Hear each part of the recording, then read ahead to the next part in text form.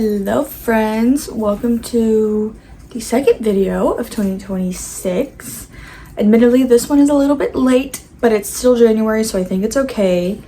But today's video is going to be my worst rated reads of 2025. My last video was the best rated reads. I have the list in front of me. It's a little long, but it's not as long as the best rated reads, so I feel a little bit better about that. We have a special guest next to us today, the little pause. She's chilling. But yeah, let's just get into it.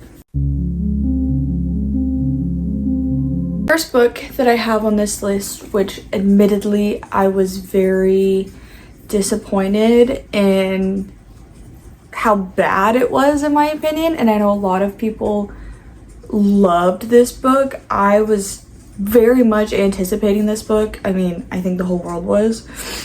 That is Onyx Storm by Rebecca Yarros.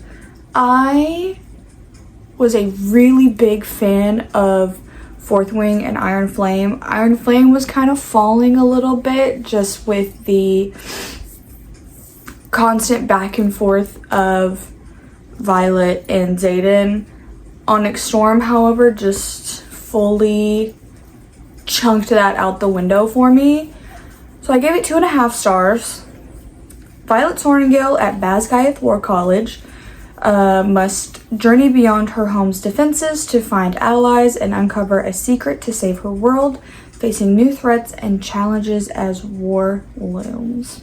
I was just really disappointed in this one, and I was really hyped up for it. I mean, I did the midnight or 2 a.m. release or whatever it was. I got the Target special edition and everything, and 2.5 stars is where we got that one. Next, someone wants some more snuggles.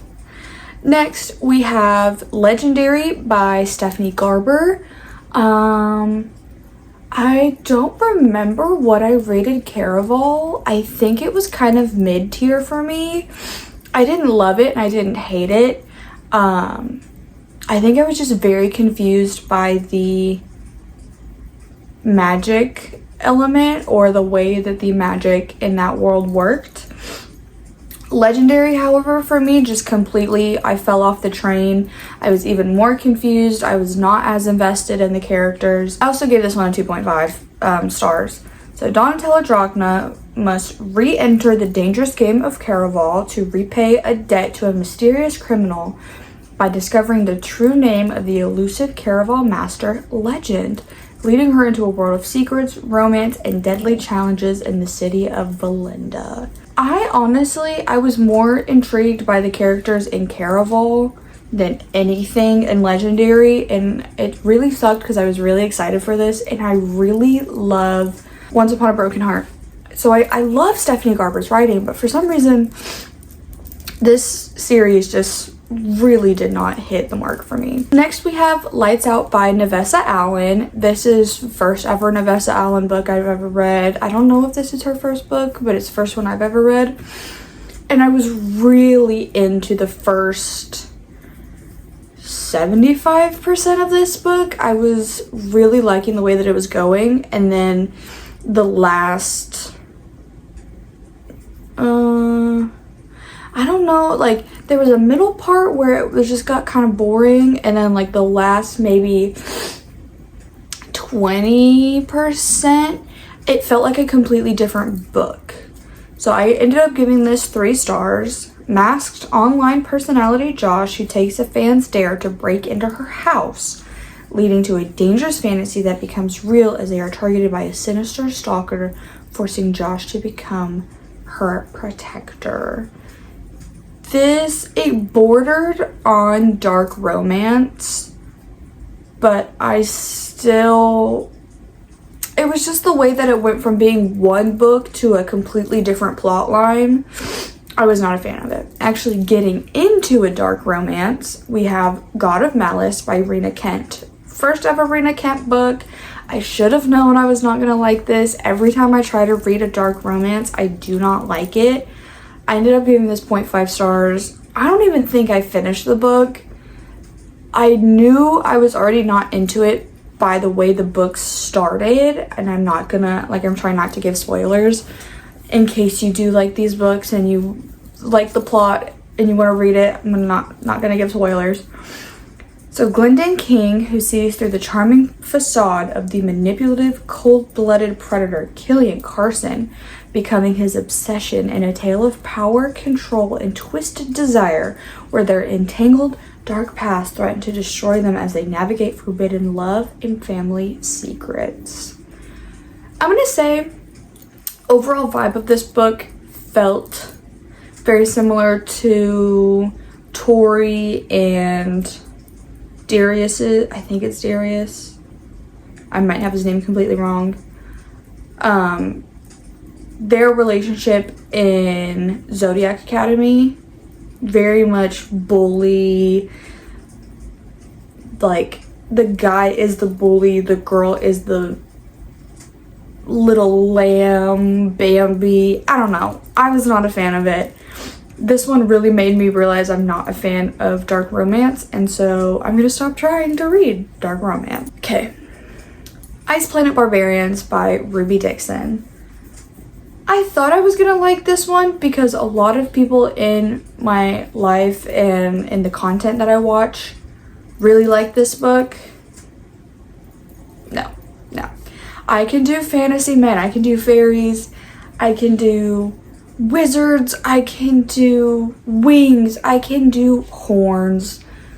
Can't do straight up aliens. I gave this one a 0.5 stars as well. Human woman is abducted by aliens and stranded on a frozen planet where they encounter large blue horned aliens who claim them as mates. I know that sounds confusing, so I'm going to break that down. A group of women, I don't remember how many, are abducted by a first group of aliens. Something happens on their ship, and so then the aliens, the first group of aliens, abandon the women, and they then fall in love with a second group of aliens. Not my style. Okay, then we have Quicksilver by Callie Hart, 2.75 stars. Thief, Ceres Fane, who discovers alchemy and portals to the magic world of Evalia, becoming entangled with Fey warrior Kingfisher in a war. This one was just confusing to me because of the magic system and me not really understanding how this man came out of a pool of silver, nor really anything else. So that's all I got on that. Okay, then we have one that I was, oh my god, the curtain moving with Heidi's ear in the corner genuinely scared the shit out of me. Lovely. Okay, this one I was excited for because I've had this book for a while now, and then my boyfriend chose for me to read it for one of my videos that I did last year. So Holding the Reins by Paisley Hope, I ended up giving this 2 stars. Cece Ashby, who returns to her family's ranch after a bad breakup only to fall for her brother's best friend, retired hockey star Nash Carter. This one, it just felt like every other small town brother's best friend romance, but it just didn't have, I guess, enough character development for me, because I love, like, one like this that I would recommend if you want the hockey star small town. I would recommend Powerless by Elsie Silver. That one has a lot of character development and a lot of plot, whereas I feel like this one was just, we're at the bar, he's my brother's best friend, really no substance. This one, first ever book by this author, which is sad because it makes me not want to read anything from this author again. However, a lot of people loved this book. So, Bury Our Bones in the Midnight Soil by V.E. Schwab. I gave this 1.5 stars, and when I tell you, I have the physical version of this book. I bought like hardcover and everything. I got it on Pango Books. Super excited for it. I had to switch to an audiobook at like 3 speed just so I could get through this book, because I was at that point, I was hate listening to it. Multi-generational sapphic vampire tale following 3 women, Maria, Charlotte, and Alice, across centuries, connected by a dark pact with the powerful ancient vampire Sabine, exploring themes of forbidden desire, toxic love, female agency, and the monstrous cost of immortality and freedom in a world that seeks to control them, culminating in brutal choices and the fight for self-creation. This book was a lot of things, and not what I was expecting it to be. The whole like jumping timeline thing made me really confused when I was reading it and listening to it.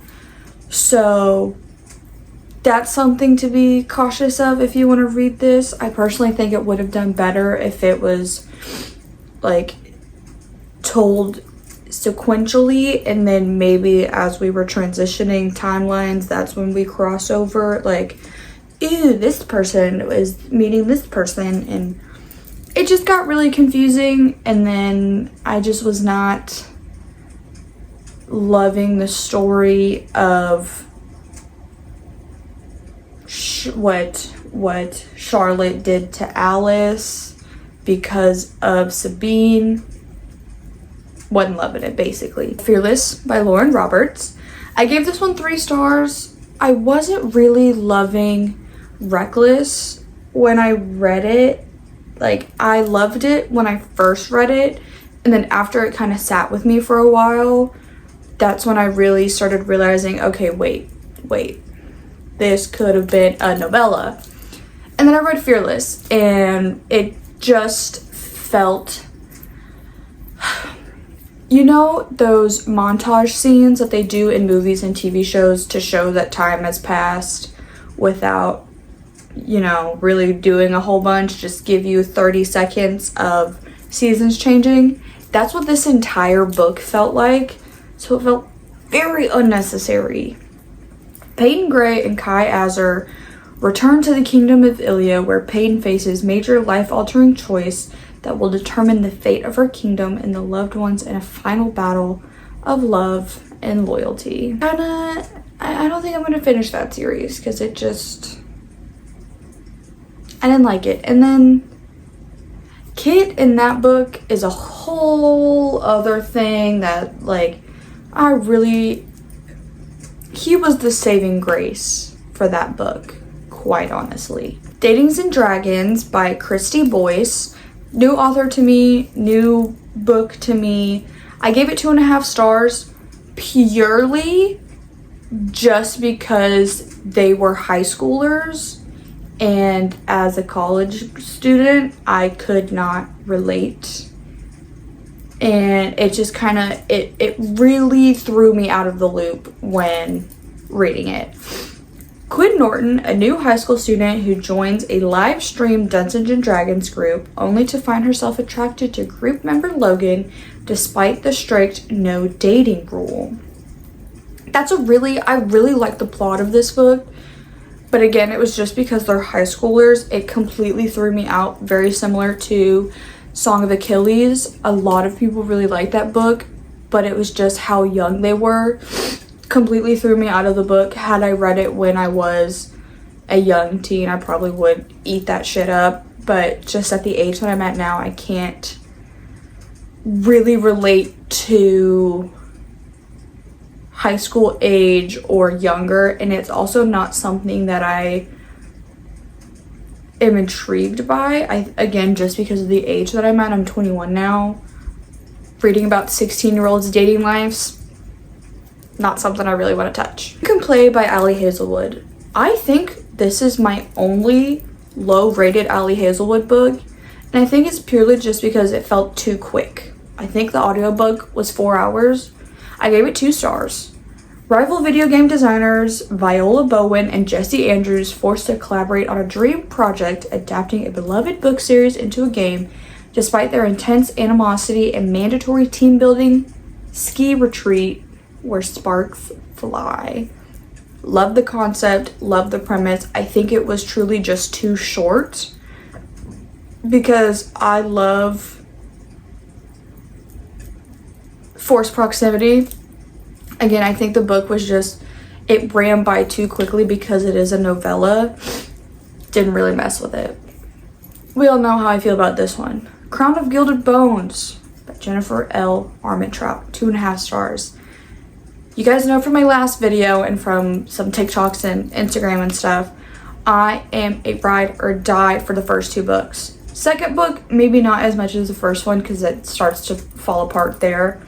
That first book though, From Blood and Ash. God, I want to reread it, but I know how tragically it turns out. I gave it 2.5 stars. I don't know if I already said that. Hated this book. I don't even know if I finished it. I think I did. It was just another hate read. Poppy grapples with her divine heritage as the true ruler of Atlantia, facing plots, ancient evils, betrayals, while trying to accept her destiny as queen and goddess, with her bond with Castile deepening as they navigate war, hidden truths about her mother, and the rising threat of the unseen, all while battling enemies like the manipulative Alistair and confronting dangerous revenants. Again, did not fuck with it. It lost all sense of what the original, of what the first book was about. Saving Poppy, protecting her as the maiden, getting her out of the hands of, I don't even remember what they're called, the vampires basically. Just completely threw all that shit out the window. So I have An Ember in the Ashes by Sabaa Tahir. This is a DNF for me because I did not like the slavery aspect. I get it was for a good cause. Didn't have to focus so much on it in the first like 20%. Laia, I believe was how you pronounced her name, a scholar, slave, and Elias, a masked soldier in the brutal martial empire, as their lives intertwine when Laia becomes a spy at the military academy to save her imprisoned brother, while Elias, the academy's best soldier, secretly longs for freedom, leading them to an uneasy alliance against tyranny and the deadly trials to choose the next emperor. I can't comment much on it because I did not get that far into the book, purely because the whole slave girl aspect of it, I could not get behind it. It was just a little bit too much. And maybe if I pushed through it, story would have been amazing. I just could not push through that part. Lastly, The Troop by Nick Cutter. This one is also a DNF, which is very sad because I was very excited for this book and I was loving it. It just got too gruesome for me. The body horror, the psychological horror. One of the kids is, honest to God, truly disturbed and mentally insane, and that was what really sucked me out because I was getting nauseous at the body horror, but I was making it through. When I got to this kid jorking it at drowning a kitten, I had to close the book and I have not touched it since. And I will not be touching it unless it is to give it to somebody or to sell it. So, a scoutmaster of 5 boys on a camping trip who encounter a starving, emaciated man carrying a bioengineered parasite, leading to a terrifying struggle for survival on a remote Canadian island where the infection spreads rapidly, testing their sanity and forcing them into primal, horrific acts against the elements. Sounds amazing, and it was amazing. Again, it's just the horror, and Nick Cutter does a very amazing job at describing, and the imagery, gruesome. It really reminded me of like watching The Last of Us, just skin and bones and you're falling apart. But what honest to God really took me out was just that one deranged ass kid. And I can do true crime. I can't do deranged ass shit from a first person POV. Can't do it. Sorry, I'm a little bit queasy in my tummy and I can't even eat avocado without throwing up. So this shit, I was not getting through it. Okay, those are all of my low rated books from 2025. Really surprised that I only had 2 DNFs. I really thought I had more. I guess I just hate read through a lot of more books than I figured. But let me know if you had any similar reads, if you liked any of the reads that I rated lower, if you also rated some of these books lower, or if you don't care about what I read. Just let me know. And I will see you guys in the next video. Bye.